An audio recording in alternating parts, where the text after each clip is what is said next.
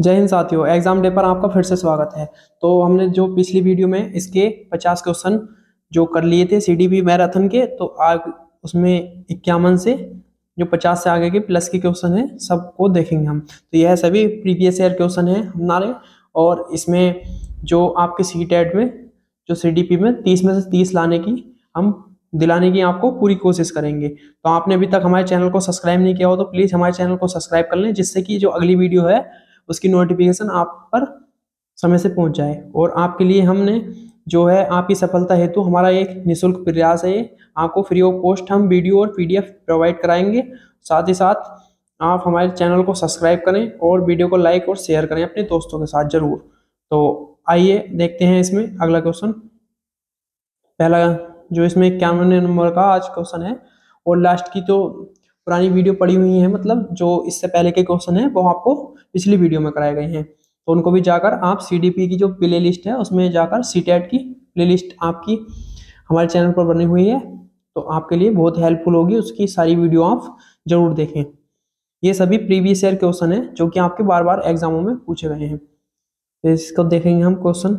अधिगम की अभिप्रेरणा को किस प्रकार से कायम रखा जा सकता है? तो प्रवीणता अभिमुखी लक्ष्यों पर जोर देकर, यानी कि जो फोकस है अपने गोल पर फोकस कर कर उसे मेमोराइज किया जा सकता है। इसके बाद हम अगला क्वेश्चन देखेंगे। निम्नलिखित में से कौन सा पूर्व संक्रियात्मक विचार की एक सीमा नहीं है? तो कौन सी एक सीमा नहीं है? तो इसमें अनुकर्मण्यता ये भी सीमा है इसकी, और ध्यान केंद्रित करने की प्रवृत्ति ये भी, अहमान्यता ये भी, और जो नहीं है ये है प्रतीकात्मक विचार का विकास। तो यह आपकी पूर्व संख्यात्मक विचार की जो सीमा नहीं है। तो यह क्वेश्चन यो आपका ऑप्शन बिल्कुल सही होगा। इसके बाद अगला क्वेश्चन देखेंगे हम।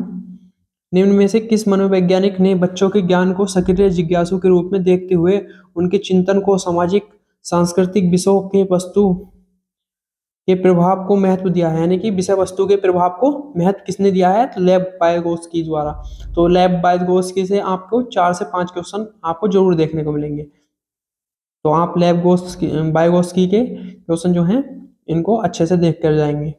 इसके बाद अगला क्वेश्चन हम देखेंगे।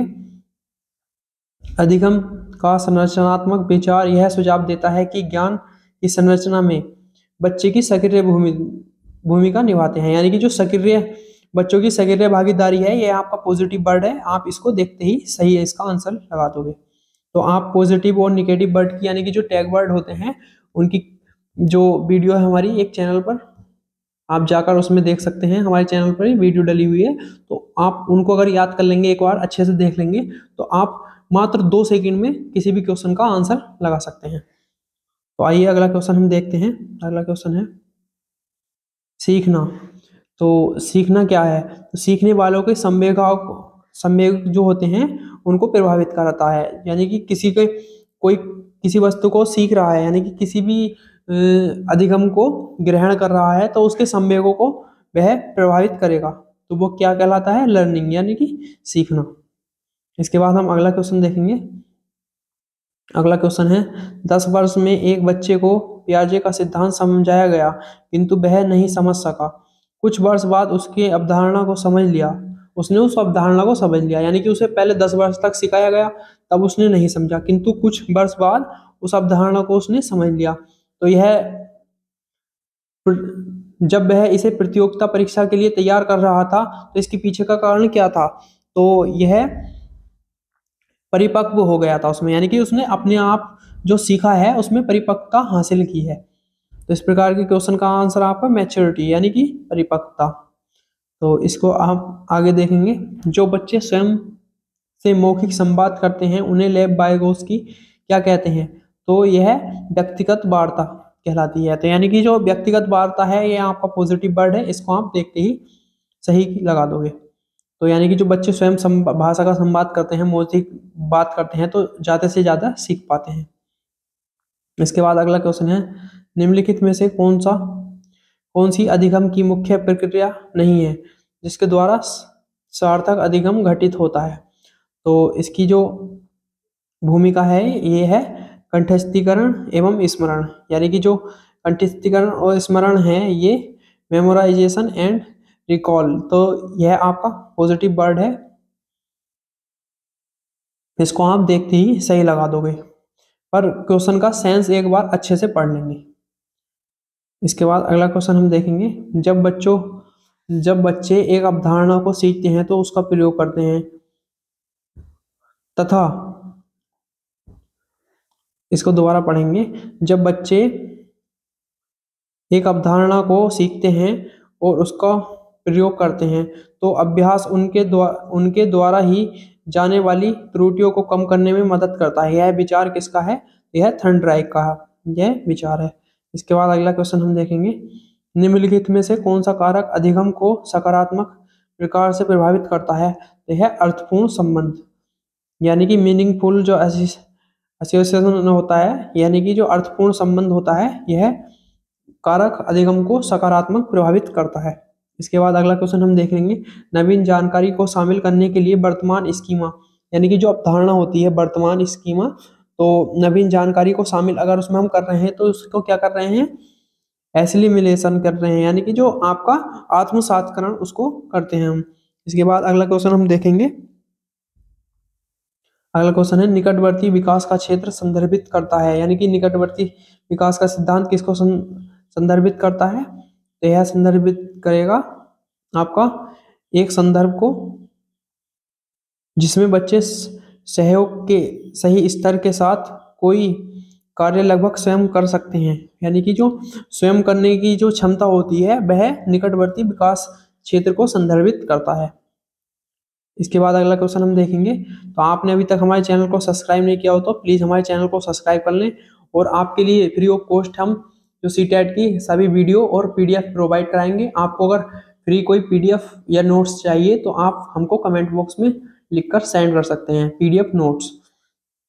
तो आइए अगला क्वेश्चन देखते हैं, तो संरचनावादी सिद्धांत के अनुसार अधिगम के बारे में निम्नलिखित कथनों में से कौन सा कथन सही है? तो अधिगम सक्रिय विनियोजन के द्वारा ज्ञान की संरचना की प्रक्रिया है। इसके बाद अगला क्वेश्चन हम देखेंगे, अगला क्वेश्चन है, वाइगोत्स्की के सिद्धांत का निहितार्थ है क्या है? इसका जो अर्थ है, तो यह सहयोगात्मक समस्या समाधान, यह वाइगोत्स्की का एक सिद्धांत है।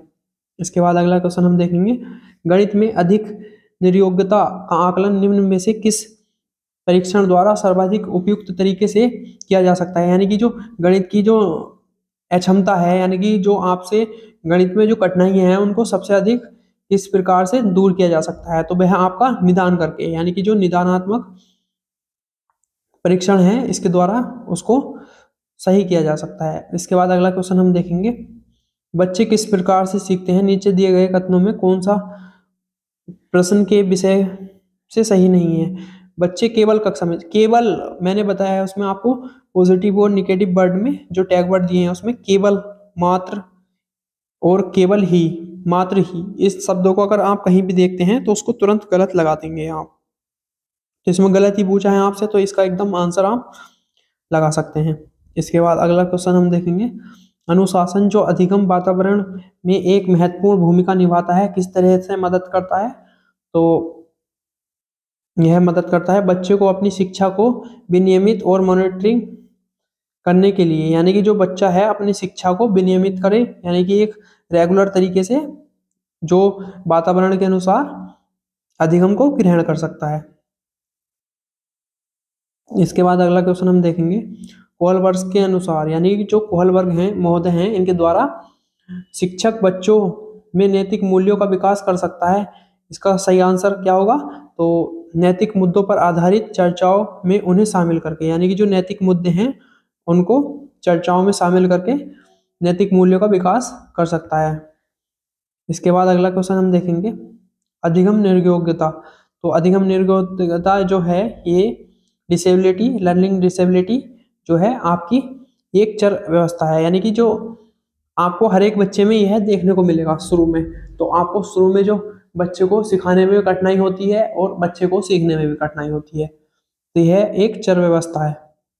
इसके बाद अगला क्वेश्चन हम देखेंगे, अगला क्वेश्चन है कथन वाला। तो इस प्रकार का क्वेश्चन भी आपका एक एग्जाम में जरूर देखने को मिलेगा, तो इसको ध्यान से देखेंगे। बच्चे और उनके अधिगम के संदर्भ में निम्नलिखित कथनों में से कौन सा कथन सही है? तो इसमें देखेंगे बच्चे अधिगम हेतु प्रेरित करने के लिए उन्हें पुरस्कृत एवं दंडित। तो आप देखेंगे पॉजिटिव और निगेटिव वर्ड जो दिए हैं मैंने टैग वर्ड, उसमें पुरस्कार और दंड, तो यह आपके निगेटिव वर्ड होते हैं, इनको काट देंगे इसमें। तो एक देखेंगे इसमें आनुवांशिक द्वारा पूर्व निर्धारित होते हैं, यानी कि क्षमता केवल, इसमें केवल देखेंगे एक निगेटिव वर्ड, तो ये भी कट जाएगा। और इसमें देखेंगे जो सामाजिक आर्थिक पृष्ठभूमि है अधिगम, तो इसे सीमित करता है, किसी भी ज्ञान को और किसी भी अधिगम को हम सीमित नहीं कर सकते, तो ये भी गलत होगा, ये भी गलत होगा और ये भी। इसमें सही जो होगा आपका ये होगा, इसको आप अच्छे से पढ़ लेंगे। सभी बच्चे सीखने के लिए स्वाभाविक रूप से प्रेरित होते हैं तथा सीखने में सक्षम होते हैं, यानी कि बच्चे जो अपने मन से भी जो आत्म साक्षात्करण है उसको ज्ञान को कर सकते हैं, उनमें यह क्षमता विकसित होती है। इसके बाद अगला क्वेश्चन हम देखेंगे, निम्न में से कौन सा सीखने की एक शैली का उदाहरण है? तो यह है चक्षु, यानी कि विजुअल जो है यह आपकी सीखने की शैली का एक उदाहरण है। इसके बाद अगला क्वेश्चन हम देखेंगे, अगला क्वेश्चन है, जीन पियाजे के अनुसार अधिगम के लिए निम्नलिखित में से कौन क्या आवश्यक है? तो अधिगम के लिए क्या आवश्यकता है? तो शिक्षार्थियों के द्वारा वातावरण में सक्रिय खोजबीन, यानी कि जो खोजी अधिगम होता है यह आपका पॉजिटिव वर्ड है, इसको आप ध्यान रख लेंगे। तो सक्रिय खोजबीन जो है आपकी कहीं भी पर्यावरण की सक्रिय खोजबीन या आपका सक्रिय या खोजबीन आपका कहीं भी शब्द दिख जाए तो आप उसको एकदम देखते ही बिल्कुल सही लगाएंगे। तो इसका सही ऑप्शन होगा शिक्षार्थियों के द्वारा पर्यावरण की सक्रिय खोजबीन।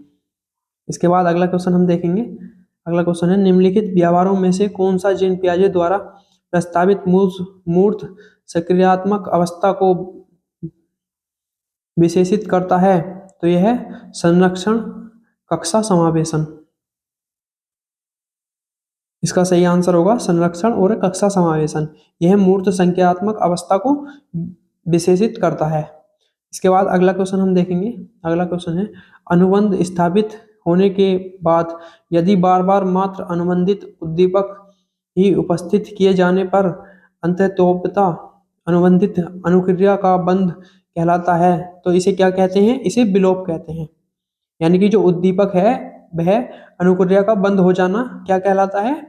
उद्दीपक अनुक्रिया का बंद हो जाना विलोप कहलाता है, यानी कि वह आपकी डिसेबिलिटी उसमें देखने को मिलती है। तो निम्न में से कौन सा कथन सीखने की प्रक्रिया की विशेषता नहीं मानना चाहिए? तो शैक्षणिक संस्थाएं एकमात्र स्थान है जहां अधिगम प्राप्त होता है, यह बिल्कुल गलत बात है। एकमात्र संस्थान, यानी कि जो इसमें निगेटिव वर्ड दे रखा है, निगेटिव भी आपसे पूछा है, तो एकमात्र जो है आपका निगेटिव वर्ड है, तो इसे देखते ही आप काट देंगे। तो आपके लिए जो पॉजिटिव निगेटिव वर्ड यानी कि जो टैग वर्ड की क्लास है उसको आप एक बार जरूर देख लेंगे। इसके बाद अगला क्वेश्चन देखेंगे, अगला क्वेश्चन है, जीन पियाजे के सिद्धांत के अनुसार निम्नलिखित में से कौन सा व्यक्ति के संरचनात्मक विकास को प्रभावित नहीं करेगा? कौन सा संरचनात्मक विकास को प्रभावित नहीं करेगा? भाषा करेगी, परिपक्वन यानी कि जो परिपक्वता होता है मैच्योरिटी वो भी करेगी, क्रियाकलाप भी करेगा, सामाजिक जो अनुभव है यह नहीं करेगा प्रभावित। तो संज्ञानात्मक विकास को यह सामाजिक अनुभव ये प्रभावित नहीं करेगा। इसके बाद अगला क्वेश्चन हम देखेंगे, निम्नलिखित में से कौन सा सीखने का क्षेत्र है? तो सीखने का क्षेत्र कौन सा है? व्यावसायिक नहीं है, व्यावसायिक नहीं होगा, अनुभव भी नहीं होगा, भावात्मक यानी कि जो अपनी भावना है उससे आप सीखने के क्षेत्र में अत्यधिक प्रयास कर सकेंगे। तो आपका इसमें सही आंसर होगा भावात्मक। इसके बाद अगला क्वेश्चन हम देखेंगे, अधिगम की सर्वोत्तम अवस्था कौन सी है? तो अधिगम की सर्वोत्तम अवस्था कौन सी है? संतुलित उत्तेजना और कोई भय नहीं, यानी कि जो संतुलित उत्तेजना होगी और कोई भय नहीं होगा तो आप अच्छे से सीख पाओगे। यानी जो क्लास में आपने एक उदाहरण के माध्यम से मैं बताता हूँ कि जैसे कोई बच्चा क्लास में अपने आप में भय महसूस कर रहा है, डर रहा है, तो वह अच्छे से नहीं सीख पाएगा, जो अब वह खुशी खुशी में और खेल के साथ सीख पाएगा। यानी कि जो अध्यापक और शिक्षक के बीच, अध्यापक शिक्षक जो होते हैं उनके और बच्चों के बीच जो एक भावना देखने को मिलती है उसमें संतुलित उत्तेजना होनी चाहिए और साथ ही साथ उसमें कोई भय नहीं देखने को मिलना चाहिए। तो इसमें आप अगला क्वेश्चन देखेंगे, अधिगम के लिए निम्न में से कौन सी धारणा उपयुक्त है? तो अधिगम के लिए जो धारणा उपयुक्त होगी वह योग्यता सुधार्य है, यानी कि जो योग्यता है आपकी बार बार सुधारे, यानी कि जो आपकी योग्यता है उसमें लगातार व्यक्ति सुधार करता है कुछ इस चीज को हासिल करने के लिए, सीखने के लिए। इसके बाद अगला क्वेश्चन हम देखेंगे, कक्षा में प्रभावशाली अधिगम के लिए वातावरण की रचना करने के बजाय वातावरण के, यानी कि जो सहयोगी प्रतिस्पर्धात्मक वातावरण की रचना करनी चाहिए, ना कि हमें, यानी कि जो हमें इसमें अब अच्छे से देखेंगे कि हमें जो सहयोगी अधिगम है, ऐसा सहयोगी वातावरण हमें उसकी रचना करनी चाहिए। और जो प्रतिस्पर्धा है, यहाँ पर निगेटिव वर्ड है इसके बजाय, यानी कि जो इसके स्थान पर आपको सहयोगी जो वातावरण है उसको उत्पन्न करना चाहिए। इसके बाद अगला क्वेश्चन हम देखेंगे, अपनी कक्षा में अर्थपूर्ण अधिगम को सुसाध्य बनाने के लिए अध्यापिका को अपने कक्षा में सामाजिक, सांस्कृतिक, धार्मिक, भाषाई विविधता को क्या करना चाहिए, समझना चाहिए। यानी कि जो अलग अलग धर्म से बच्चे क्लास में उपस्थित होते हैं उनको उनके अनुसार ही धीरे धीरे समझाना चाहिए और उनकी संस्कृति और धार्मिक, भाषाई विविधता को उनको समझना चाहिए और उसको ध्यान में रखना चाहिए। तो एक अच्छा अध्यापन क्लास में हो सकता है। इसके बाद अगला क्वेश्चन हम देखेंगे, निम्नलिखित में से किस मनोवैज्ञानिक ने प्रस्तावित किया है कि बच्चों का चिंतन गुणात्मक रूप से वयस्कों की अपेक्षा अलग होता है। तो वयस्कों की अपेक्षा अलग होता है, तो यह है जीन पियाजे के अनुसार। इसके बाद अगला क्वेश्चन हम देखेंगे, जीन पियाजे के संज्ञानात्मक विकास के सिद्धांत के अनुसार परिकल्पित निगमनात्मक तर्क किस अवधि में विकसित होता है। तो यह किस अवधि में विकसित होता है, अमूर्त संक्रियात्मक अवस्था में, यानी कि जो एक ऐसी अवस्था है इसमें निगमनात्मक तर्क विकसित होता है। यानी कि जो आप अमूर्त चिंतन करने लगोगे तो किसी भी चीज का, जैसे कि आप किसी जो आपको पाठ को पढ़ने में कठिनाई, यानी कि किसी भी निदान के लिए आप सक्रिय हो पाओगे। तो यानी कि वह आप कब संभव है, जब आप अमूर्त चिंतन संज्ञात्मक अवस्था में होते हैं, यानी कि आप अमूर्त चिंतन करने लगते हैं। तो इससे अगला क्वेश्चन देखेंगे हम, स्वाति के दाहिने हाथ से कैरम बोर्ड खेलने सीख लिया है, यानी कि दाहिने हाथ से कैरम बोर्ड वह खेलती है, अब वह बाएं हाथ से खेल सकती है। यहाँ अधिगम अंतरण क्या है, तो यह द्विपार्श्विक अंतरण है, यानी कि जो वह दोनों हाथ से सीख सकती है तो द्विपार्श्विक, यानी कि आप इसमें ध्यान रखेंगे इसके नाम में। इसके बाद अगला क्वेश्चन हम देखेंगे, अनुबंध होने के लिए घटनाओं का उपयुक्त क्रम है। तो घटनाओं का उपयुक्त क्रम क्या है, CS, US और UR, यानी कि CUU, यानी कि SSR, इसको आप ध्यान रखेंगे, SSR, CSSR, इसका एक क्रम होता है। इसको आप, जो आपका यह इस प्रकार के क्वेश्चन आपको CTET में देखने को नहीं मिलेंगे। यह UPTET का एक क्वेश्चन है जो कि किसी सेट में दे दिया गया होगा। तो आपके ये सभी प्रीवियस ईयर क्वेश्चन हैं, आप इनको ये अच्छे से पढ़कर जाएंगे और बार बार इस क्लास को देखेंगे और लास्ट तक क्लास को देखेंगे। अधिगम निर्योग्यता वाले बच्चे, तो अधिगम निर्योग्यता वाले बच्चे क्या होते हैं, अधिगम के कुछ पक्षों को संघर्ष करते हैं, यानी कि उनको सीखने में कठिनाई होती है, अधिगम करने में कठिनाई होती है, तो वह एक कुछ पक्षों के लिए संघर्ष करते हैं जिनमें अधिगम निर्योग्यता होती है। इसके बाद अगला क्वेश्चन हम देखेंगे, शिक्षक को प्रत्येक माह के आखिरी में वेतन दिया जाना पुनर्बलन के किस शेड्यूल को इंगित करता है, तो है स्थिर अंतराल को। तो इसका जो सही आंसर होगा वह होगा स्थिर अंतराल, यानी कि जो शिक्षक का प्रत्येक माह के आखिर में वेतन दिया जाता है तो पुनर्बलन के किस शेड्यूल को अंतर्गत करता है, तो यह स्थिर अंतराल को, यानी कि जो उसका जो प्रत्येक माह के अंत में वेतन, यानी कि जो एक अंतराल में, यानी कि जो माह के अंत में ही दिया जाएगा, तो एक अंतराल आपको देखने को मिलेगा। इस प्रकार से आप अगला क्वेश्चन देखेंगे। अगला क्वेश्चन है, अधिगम प्रक्रिया में समस्यात्मक परिस्थिति का प्रयत्न किसने दिया है, तो यह है कोहलर ने दिया है। इसके बाद अगला क्वेश्चन देखेंगे।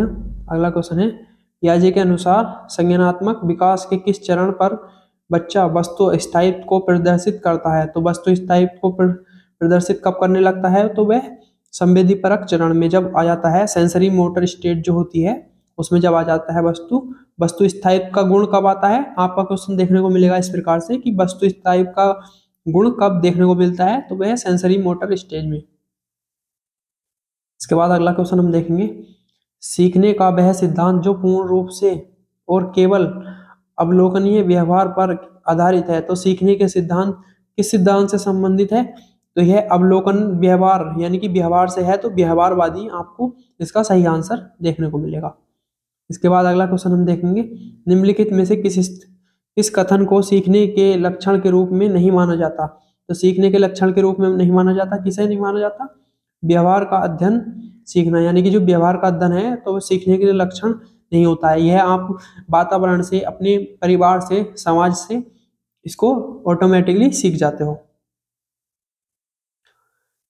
बेंडूरा के सामाजिक अवलोकन पर आधारित अधिगम सिद्धांत में निम्नलिखित में से कौन सी प्रक्रिया होती है? तो कौन सी प्रक्रिया होती है? प्रतिधारण वाली। इसके बाद अगला क्वेश्चन हम देखेंगे, अधिगमकर्ताओं को व्यक्तिगत क्षमता के आधार पर उनकी कठिनाइयों के विभिन्न स्तर को ध्यान में रखते हुए पढ़ने की विधि को क्या कहते हैं? तो विभेदी अनुदेशन इसको कहा जाता है। इसका सही आंसर क्या होगा? विभेदी अनुदेशन। तो इस प्रकार का क्वेश्चन आपका बहुत बार एग्जामों में पूछा गया है। इसके बाद अगला क्वेश्चन हम देखेंगे, अधिगम अक्षमताएं। अधिगम अक्षमताएं इसमें कौन से विकल्प में, कौन से कथन में दी गई हैं? तो सामान्य या उससे अधिक बुद्धि लब्धांक वालों बच्चों में यह पाया जाता है, यानी कि अधिगम अक्षमताएं जो हैं सामान्य और उससे अधिक बुद्धि वाले लब्धांक वाले बच्चों में यह पाया जाता है। इसके बाद अगला क्वेश्चन हम देखेंगे, सीखने के बारे में निम्नलिखित कथनों में से कौन सा कथन सही है? तो सीखने की एक प्रक्रिया जो है यह सामाजिक क्रिया है, उसको सुविधा देती है, यानी कि समाज में आप रहोगे तो कुछ ना कुछ जरूर सीख जाओगे। इसके बाद अगला क्वेश्चन हम देखेंगे, जिन पियाजे एवं लेव वायस्कोस्की के अनुसार जैसे मनोवैज्ञानिक संरचनावादी अधिगम को किस रूप से देखा जाता है? तो सक्रिय विनियोजन के अर्थ निर्माण की प्रक्रिया से, यानी कि जो अर्थ निर्माण की प्रक्रिया है उसके द्वारा समाज संरचनावादी अधिगम को देखा जाता है। तो इसके बाद अगला क्वेश्चन हम देखेंगे, और सीटेट के जो जितने भी प्रीवियस ईयर क्वेश्चन हैं आपको हम अपनी चैनल पर सभी करा देंगे, तो आप हमारे चैनल से जुड़े रहिएगा। और साथ ही साथ ईवीएस के भी आप जो क्लास हैं साथ साथ डाली जा रही हैं, जितने भी प्रीवियस ईयर क्वेश्चन हैं ईवीएस के वह आपको हमारे चैनल पर उपलब्ध करा दिए जाएंगे, वीडियो के माध्यम से भी और पीडीएफ के माध्यम से। तो आप हमारे चैनल को सब्सक्राइब कर लें, जिससे कि अगली जो मोस्ट इंपॉर्टेंट वीडियो हैं आपको समय पर उनकी नोटिफिकेशन पहुंच जाए। और साथ ही वीडियो को लाइक करना ना छोड़ें, यानी कि जो आप वीडियो को लाइक करें और अपने दोस्तों के साथ ज़्यादा से ज़्यादा शेयर करें। तो आप अगला क्वेश्चन देखेंगे, प्रतिपालन अधिगम का एक विशिष्ट चरण है जो अधिगम के चरण का पूर्ववर्ती है। यानी कि जो अधिगम का चरण का पूर्ववर्ती है तो यह है सामान्यकरण। अधिगम का जो सामान्यकरण जो है यह प्रतिपालन अधिगम का एक विशिष्ट चरण है। इसके बाद अगला क्वेश्चन देखेंगे, एक बच्चे को काले कुत्ते से डरना सिखाया गया है, अब वह किसी भी काली वस्तु से डरता है, तो यह कौन सा अधिगम का सिद्धांत है? यह उद्दीपक सामान्यकरण का सिद्धांत है, यानी कि वो काली सभी वस्तुओं को अब वो कुत्ता मानता है। तो उद्दीपक यानी कि उसमें जो एक प्रकार से डर बैठ गया है। प्रकार से आप अगला क्वेश्चन देखेंगे, गेने के अधिगम पदानुक्रम में छठा स्तर निम्न में से कौन सा होता है? तो यह संप्रत्यात्मक जो संप्रत्यय अधिगम होता है। तो इस प्रकार का जो अधिगम होता है यह गेने के अधिगम पदानुक्रम का छठा स्तर होता है। तो यह 6th स्टेज इसकी देखने को मिलती है। इसके बाद अगला क्वेश्चन देखेंगे जो 100वें नंबर का है, यानी कि जो आपका 100वां क्वेश्चन है, आज धूप तेज है, असुखद है, आप धूप में चश्मा लगा लेते हैं और आपकी असुविधा को कम कर देता है, यह एक उदाहरण है। तो यह है नकारात्मक पुनर्बलन का, यानी कि जो आप नकारात्मक जो आपकी शक्ति है, यानी कि जो आप धूप में, तेज धूप में, असुखद धूप है, यानी कि जो नकारात्मक जितनी भी स्थिति है उसको आप पुनर्बलन यानी कि जो उसको सुधारा जा सकता है, तो यह नकारात्मक पुनर्बलन कहलाता है।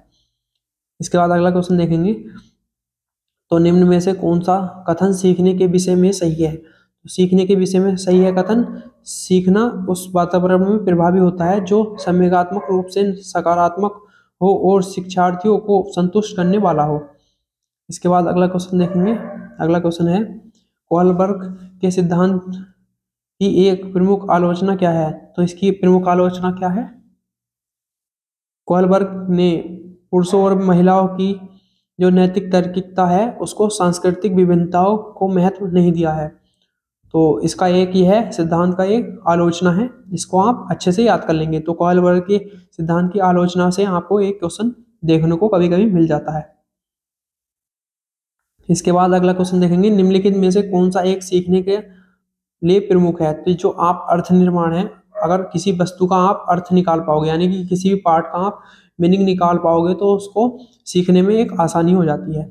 इसके बाद अगला क्वेश्चन देखेंगे, निम्नलिखित में से कौन सा लेविंग के अधिगम संबंधी क्षेत्र सिद्धांत का एक मुख्य अवधारणा है। यह विभेदीकरण। इसके बाद अगला आंसर देखेंगे, अगला क्वेश्चन देखेंगे, शास्त्रीय यानी कि क्लासिकल अनुबंध सिद्धांत के संदर्भ में कौन सा कथन सही नहीं है। तो यह अधिगम किए गए तथ्यों सामान्य स्थायित होते हैं, यानी कि जो स्थायी होते हैं, अधिगम तथ्य जो हैं वे स्थायी होते हैं। अगला क्वेश्चन हम देखेंगे, अनुभव और प्रशिक्षण द्वारा व्यवहार परिवर्तन को अधिगम कहते हैं। यह परिभाषा किसने दी थी। यह गेट्स महोदय ने दी थी। इसका आप सही आंसर लगाएंगे, गेट्स महोदय।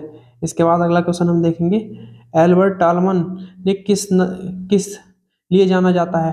तो इसका आंसर आप हमको कमेंट बॉक्स में देंगे। तो आपको वीडियो कैसी लगी, आप इसका जवाब कमेंट बॉक्स में दीजिएगा। और साथ ही साथ हमारे चैनल पर आपको सीडीपी के सभी प्रीवियस ईयर क्वेश्चन और संभावित क्वेश्चन आपको क्लास और मैराथन के रूप में प्रोवाइड करा दिए जाएंगे। और साथ ही साथ आपको इसके साथ साथ ईवीएस और अन्य सब्जेक्ट की भी पीडीएफ और नोट्स और क्लासेस सभी आपको यहाँ उपलब्ध करा दी जाएंगी। तो आप हमारे साथ जुड़े रहिएगा और अपने दोस्तों को ज़्यादा से ज़्यादा हमारे साथ जोड़िएगा, जिससे कि हमारा कुछ सहयोग हो सके।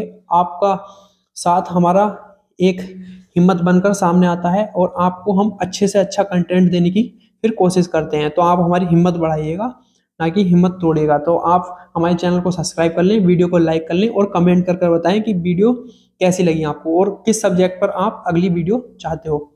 धन्यवाद।